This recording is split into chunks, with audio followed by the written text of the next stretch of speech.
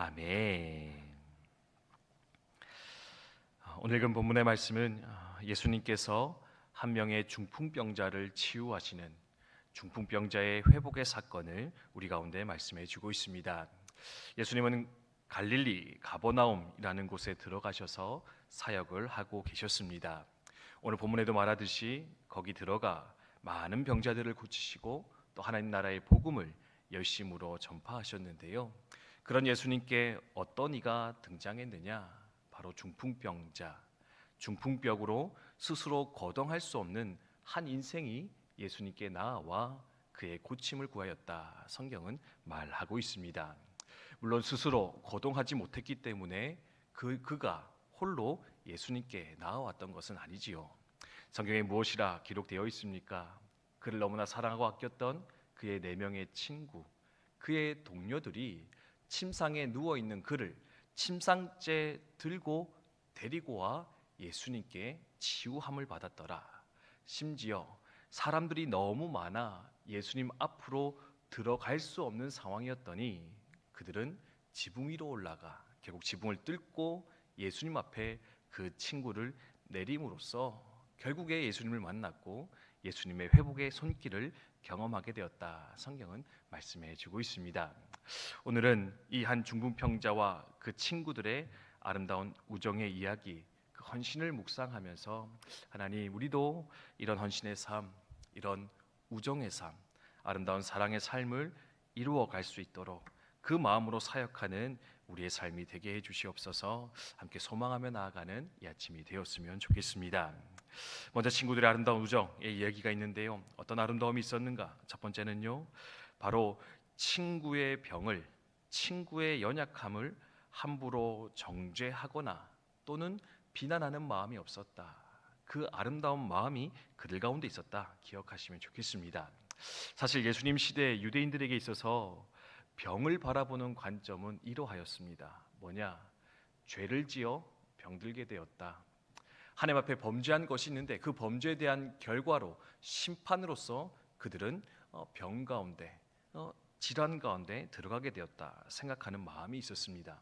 중풍병도 마찬가지입니다. 나병과 같은, 한센병 같은 병과 마찬가지로 중풍병에 걸려 거동하지 못하고 일상의 삶을 영위하지 못한다면 그것은 바로 하나님의 저주다.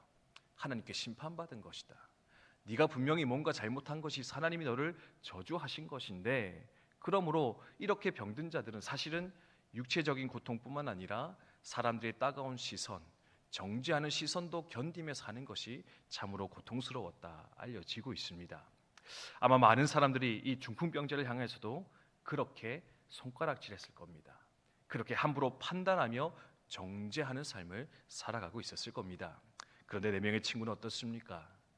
연약함 가운데 빠져있는 그 친구, 그 한 연약한 인생을 향해서 함부로 손가락질하거나 함부로 판단하는 것이 아니라 도리어 그 인생 가운데 깊은 사랑과 관심으로 찾아갔고요. 더 나아가서는 어떻게 하면 이를 도울 수 있을까? 어떻게 하면 이를 돌볼 수 있을까?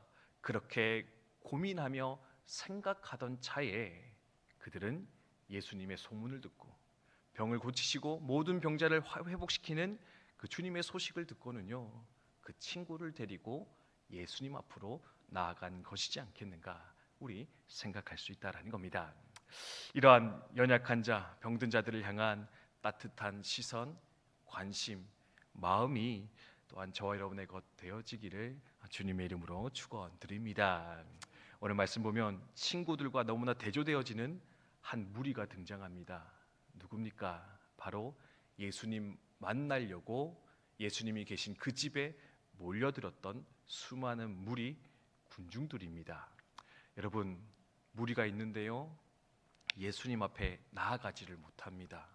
근데 아마 그들은 뻔히 봤을 겁니다. 뭡니까? 친구들이 중풍병자 데리고 예수님께 가려고 하는 모습을 말입니다. 또는 어떻습니까? 지붕을 뜯기 시작했다면 분명히 그 소리가 났을 것이고 환경의 변화가 있었을 겁니다. 그런데 그 지붕이 다 뜯기기까지, 그리고 그 지붕을 통해서 그 중풍병자가 내려오기까지 그 중에 한 사람도 자신의 자리를 내어주는 사람, 그 연약한 인생을 향해서 사랑의 눈길을 보내는 이는 아무도 없었음을 우린 또한 판단하며 돌아볼 수 있다라는 겁니다. 우리의 삶은 어떻습니까? 그저 가로막는 인생이진 않습니까? 또는 나 하나 은혜 받는 것만으로만 즐거워하며 만족하는 인생으로 살아내고 있지는 않습니까? 연약한 자를 향한 관심, 따뜻한 마음, 그 헌신과 수고의 마음을 회복하여서 또 주신 사명을 감당해 나아가는 저와 여러분 되시기를 주님의 이름으로 축원드립니다. 그래서 두 번째로 아름다운 친구들의 모습은 무엇인가? 바로 자신의 가진 것을 내어 희생함으로써 또한 그 친구를 사랑하고 있었다. 여러분 기억하면 좋겠습니다. 친구를 데려오는 것 쉬운 일이 아니었을 겁니다. 시간을 사용해야 됩니다. 자신의 체력을 사용해야 됩니다. 그리고 지붕 뜯었으면 그 지붕 덮어줘야 되는데 누가 덮어줬겠습니까? 아마 이 네 명의 친구가 우리가 이것을 다 지불할 테니 이 지붕을 좀 뜯고 우리 친구가 예수님 좀 만나게 해주십시오. 아마 사전에 주인에게 그것을 허락을 득하고 아마 그 지붕을 뜯어내지 않았을까 생각을 할 수가 있습니다. 사람들의 비난도 견뎠어야 되고요.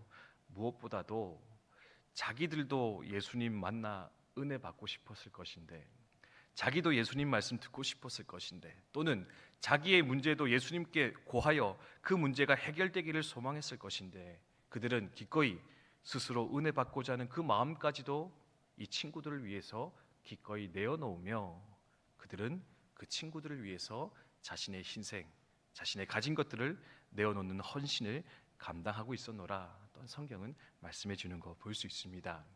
사랑에는 순종이 필요하다, 헌신이 필요하다, 희생이 필요하다. 우리 늘 돌아보며 생각하는 이야기입니다.